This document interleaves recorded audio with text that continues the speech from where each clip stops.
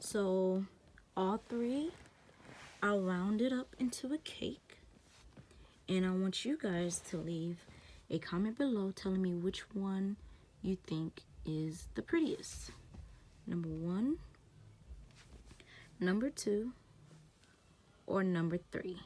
So leave your comments down below for which one you think is the prettiest, and that will be the majority vote will be the next socks that I make, and I'll do a full tutorial on that sock on how I start from the toe up.